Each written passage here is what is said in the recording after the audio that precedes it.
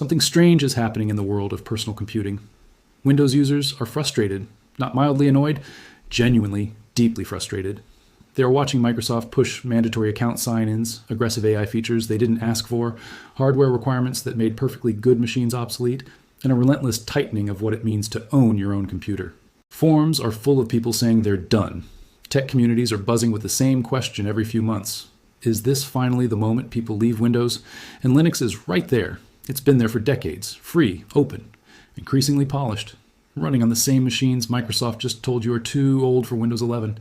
Some distributions are genuinely beautiful. Some are easier to install than Windows itself. The Steam Deck shipped millions of units running Linux, and most people who picked one up never even thought about what operating system was underneath. The gaming compatibility story has changed dramatically. Proton runs a vast library of Windows titles on Linux without the user needing to do anything special. So here's the question that should be bothering you. If Linux is genuinely better than it's ever been, if Windows users are angrier than they've been in years, if there are free, beginner-friendly Linux options sitting right there waiting, then why aren't millions of people switching? The answer most people give is the obvious one. Linux is hard. Linux is confusing. Normal people don't know what a terminal is, don't want to learn, and don't have time to figure it out. But that answer stopped being fully honest a long time ago. And the real reason millions aren't switching is far more interesting and far more difficult to solve than anyone in a comment section usually admits. Let's take the Linux is too hard argument seriously for a moment, because it deserves that much. 10 years ago, it had real weight. Installing Linux often meant partitioning drives manually, troubleshooting Wi-Fi that refused to connect, hunting for drivers, and reading documentation written for people who already understood what they were doing. The experience could be genuinely punishing, and the gap between what Linux looked like and what a typical Windows user expected was enormous. That gap has closed considerably. Today, Ubuntu installs with a visual wizard that walks you through every step. Linux Mint looks and behaves enough like Windows that many users navigate it without any serious adjustment period. Elementary OS has an interface that Apple users feel immediately at home in. The installation process for most mainstream distributions now takes less time than a Windows update cycle, requires almost no technical knowledge, and produces a working desktop at the end of it. Package managers, the Linux equivalent of an app store, let you install software with a single click. The terminal is there if you want it, but for a huge portion of everyday tasks, you never have to see it. So if difficulty has been declining for years, why are the adoption numbers still stubbornly small? Steam's own hardware survey shows Linux around 5% of Steam users as of early 2026. That's real growth and it represents millions of people, but Windows is still sitting at over 90%. The gap didn't close, it barely moved, which means difficulty isn't the main barrier. It never was. There's something else underneath it, and once you see it, you can't unsee it. Here's what almost nobody says out loud when this conversation happens. Switching to Linux doesn't mean replacing Windows. It means replacing everything Windows connects to. Think about what actually lives on your computer right now, not the operating system. The operating system is almost invisible to most people. It's just the thing that runs before the apps they care about open. What people actually use their computers for is a collection of software, services, files, accounts, habits, and hardware configurations built up over years. Some of it took a long time to set up. Some of it you don't even consciously remember configuring. It just works, and you've stopped noticing it. Your browser has a decade of bookmarks, extensions, saved passwords, and synchronized history across every device you own. Your documents are named and organized in a folder structure you built over years. Your email client has filters, rules, and an archive you occasionally rely on.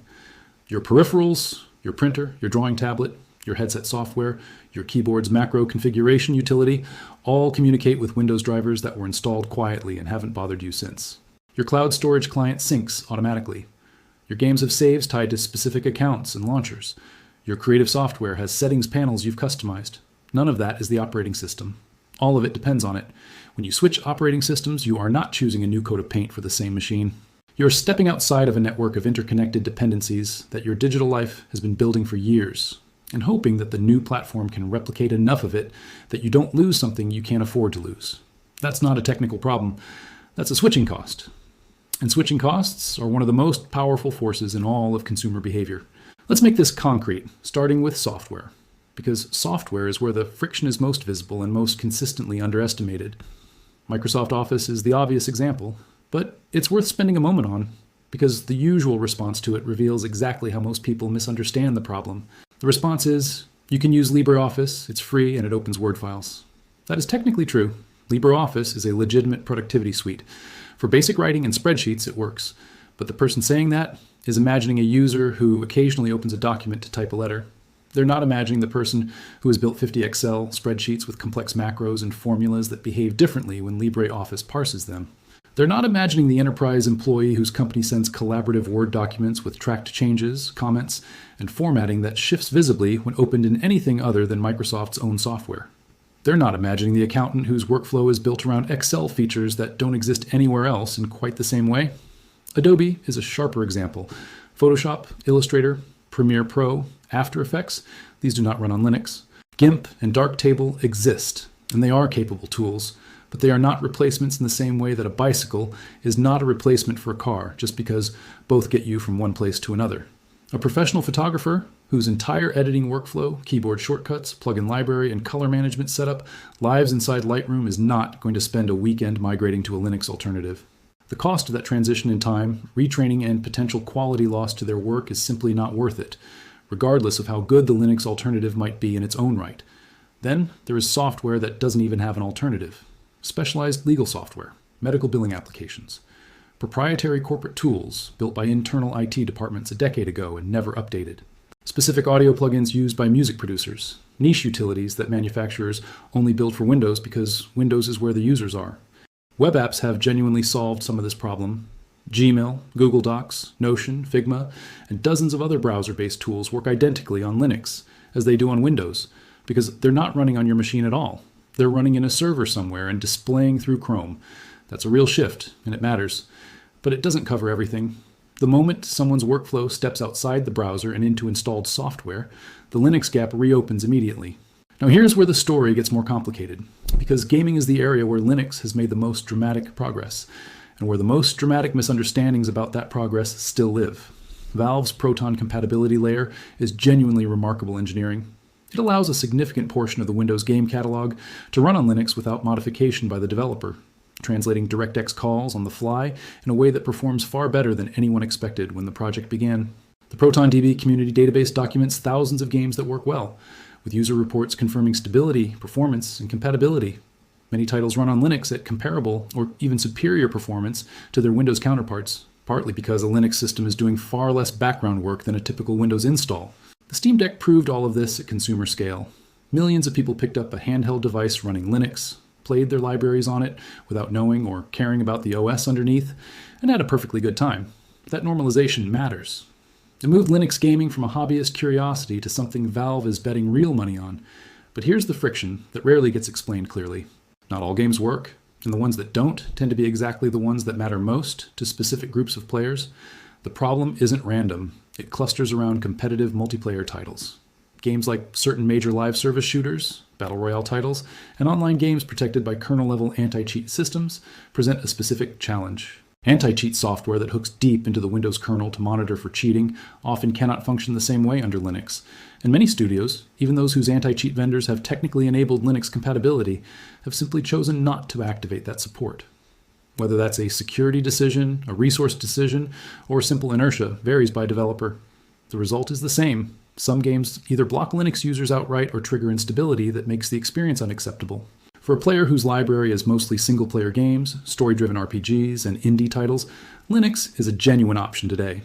ProtonDB shows gold or platinum ratings for an enormous number of these.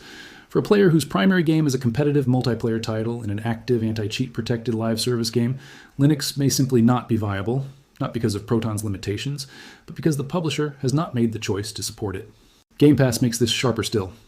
Microsoft's subscription game service, which includes day one releases from first-party studios, has no native Linux client and no Proton pathway. For a subscriber whose gaming identity includes those titles, Linux isn't a choice they can make without giving something up. This asymmetry is important. Linux gaming can be genuinely excellent for one person and genuinely frustrating for another, depending entirely on what they play. The honest answer to, can I game on Linux? Is, it depends on your library. And for the millions of players whose library includes the wrong titles, that answer functions as a wall.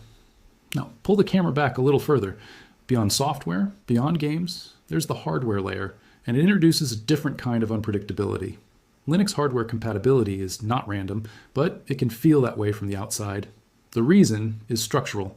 On Windows, hardware manufacturers write and maintain drivers because Windows is where their customers are. They test those drivers. They certify them. They push updates through Windows Update. The system works not because Windows is inherently more compatible, but because the entire hardware industry has spent decades optimizing for it. Linux drivers are often open source and maintained by community developers or, increasingly, by forward-thinking hardware companies like AMD, which has invested seriously in Linux GPU driver quality. Intel integrated graphics tend to work well. A lot of common hardware just works without any manual configuration, but the exceptions cut deep. Some Wi-Fi adapters ship with chipsets that require proprietary drivers not available in the default Linux kernel. Some printer manufacturers provide Linux-compatible software for their flagship models, and nothing for anything below that. Laptops present particular challenges: power management, suspend and resume behavior, function keys, fingerprint readers, and manufacturer-specific utilities that adjust fan curves or keyboard backlighting often require workarounds on Linux that simply don't exist on Windows, because those features were designed and tested exclusively for Windows. NVIDIA has been a specific friction point for years. The open source Nouveau driver exists, but has historically lagged significantly in performance and feature support. NVIDIA's proprietary driver is available for Linux and has improved substantially, but it introduces its own complications during kernel updates and with specific desktop environments in ways that AMD's driver stack generally doesn't. AMD hardware tends to have a smoother Linux experience as a result, but that's not a universal rule, and a user with an existing NVIDIA GPU doesn't get to simply choose otherwise. The result is a compatibility lottery that discourages casual experimentation. On Windows, you plug in a peripheral and it works because the manufacturer designed it that way. On Linux, you might plug in the same peripheral and it works perfectly. Or you might discover that the software it ships with doesn't exist for your platform, or that a driver needs to be compiled from source, or that the feature you bought the peripheral for is simply not accessible. For someone considering a switch, this unpredictability is not an abstract concern. It's the question, will the thing I use every day still work? And the honest answer is sometimes yes, sometimes no, and sometimes yes, but differently than you're used to, which for many people is enough to stop the conversation entirely. So now we have the pieces: software, games, hardware. Each one is a real barrier with real examples attached to it. But here's the thing, none of those, individually, is the actual reason millions of people don't switch. The real reason is simpler and deeper than any of them. Switching to Linux requires people to consciously evaluate the total cost of leaving a system they've never consciously chosen to depend on. Windows dependency is mostly invisible until you try to remove it. Nobody sat down one afternoon and decided to build their entire professional life around a Microsoft ecosystem. It happened incrementally. One piece of software required Windows. One peripheral only had Windows drivers. One game only ran on one platform. One employer mandated a Windows-only application. One workflow evolved around features that happened to exist in this tool and not that one. Years passed. And now the dependency is vast and largely unmapped because you never had a reason to map it. When someone says they're thinking about switching to Linux, what they're actually doing, whether they realize it or not, is beginning an audit of every dependency they've accumulated without noticing. That audit is exhausting before it even starts. It means asking, does my job software work? Does my game library transfer? Will my printer connect? Will my company's VPN run? Will the files my collaborators send me open correctly? Will my audio interface function? Will the specialized tool I use once a month but absolutely cannot do without still be available? Some of those questions have good answers. Many do. But the ones that don't, the 3 or 4 dependencies that either have no Linux equivalent or require significant adjustment, become the reason people don't switch. Not because 3 or 4 problems are insurmountable, but because the cost of investigating, working around, and potentially failing feels higher than the cost of staying with a system that, for all its annoyances, already works. This is not a Linux problem in the sense that Linux can simply fix it by releasing a better version. It's an ecosystem gravity problem. The Windows ecosystem is enormous not because of any technical superiority, but because decades of software, hardware, and habit have made it the default. And defaults are extraordinarily hard to dislodge. And yet, something is genuinely shifting. Not dramatically, not in the way that Linux advocates predicted would happen every year for the past 20 years, but structurally in ways that accumulate and compound. The browser ate the world. That sentence sounds like a tech cliche at this point, but its implications for the Linux adoption problem are enormous. A growing share of what people actually do on computers, writing documents, managing projects, editing images, communicating, consuming media, now happens in the browser. And the browser doesn't care which OS is underneath it. Google Docs doesn't know whether you're on Windows or Linux. Figma is Figma everywhere. The shift toward web-native work tools is quietly eroding one of Windows' most historically durable advantages, the assumption that the apps people need only run there. Steam Deck normalized Linux gaming for millions of people who had no idea they were using Linux. That normalization matters. It changes the cultural framing. Linux is no longer exclusively the territory of enthusiasts willing to troubleshoot their way through an installation. It's what runs the device Valve sells in retail stores. Linux Mint, in particular, has become a genuinely accessible entry point for users migrating off older Windows systems. It handles installation smoothly, uses a desktop metaphor that Windows users find immediately recognizable, and ships with enough software pre-installed that a new user can be productive before they've done any customization. Proton continues improving. The list of games that work grows. The list of games blocked by anti-cheat is still real, but the momentum runs in one direction. Individual studios that chose not to enable Linux anti-cheat support a year ago may make a different calculation when the Linux user base has grown further. Hardware support has improved materially. The fraction of configurations that work well out of the box is larger than it was 3 years ago, and it continues to expand. None of this makes Linux perfect. None of it eliminates the switching cost. But it chips away at it, quarter by quarter, and that matters more than any single release or announcement. Meanwhile, Windows is not a static target. Windows 10 reached end of support in October 2025. That means no more security patches for a system that still runs on hundreds of millions of machines. The machines that can't meet Windows 11's hardware requirements, the TPM 2.0 chip, the CPU generation restrictions, are being pushed toward a choice. Spend money on new hardware, run an unsupported OS, or find an alternative. Linux is an alternative that runs exceptionally well on older hardware. Not because it's a lightweight system by design, though some distributions are, but because it doesn't carry the same minimum hardware requirements that Microsoft embedded into Windows 11's specification sheet. Windows 11 itself continues evolving in directions that a meaningful segment of its own user base finds unwelcome. Mandatory Microsoft accounts for setup, deeper integration with cloud services, persistent AI features that some users experience as useful and others experience as surveillance, settings menus that appear to be designed to make opting out harder than opting in. These are not necessarily malicious decisions. They reflect Microsoft's own commercial logic, but they accumulate into an experience that a growing number of users describe as a loss of control over their own machines. Dissatisfaction, by itself, doesn't create migration. People don't leave ecosystems just because they're frustrated. They leave when the cost of staying finally exceeds the cost of leaving. For most Windows users, that crossover point hasn't arrived yet. The switching cost is still too high. The dependencies are still too numerous. But the calculation is changing. The numerator, the cost of staying, is rising. The denominator, the cost of leaving, is falling. Slowly, unevenly, but directionally, clearly. So let's return to the original question. Why aren't millions of people switching to Linux? Not because it's too hard to install. Not because the desktop is alien or unusable. Not because there's no software or no gaming support. The real reason is that Windows is not an operating system people are using. It's a platform their lives are running on. Switching the OS means auditing, migrating, replacing, and occasionally abandoning a dependency network that most people have never consciously examined. That process is invisible when everything works, and overwhelming when you try to map it all at once. That's what switching cost means. Not money, not time, exactly. Risk. The risk that something essential breaks. The risk that work stops. The risk that you spend a weekend troubleshooting something that should have worked and then spend the following week catching up on everything you didn't get done. The risk calculation is why the majority of users stay, and not because they love Windows, but because they've decided rationally that disruption has a price. The reason that price is starting to fall is not one big breakthrough. It's 100 small ones. More web apps, better Proton, more manufacturer driver support, more Linux native software, more awareness among users that alternatives exist and work, and, critically, more pressure on the Windows side of the equation, as Microsoft makes staying less comfortable than it used to be. Linux doesn't need everyone to switch. It doesn't need to beat Windows in any absolute sense. It needs switching to become less painful than it currently is. And every year, that's exactly what happens. Think about the argument we've traced from beginning to end. We started with a contradiction. Linux is better than ever. Windows frustration is higher than ever, and yet the numbers barely moved.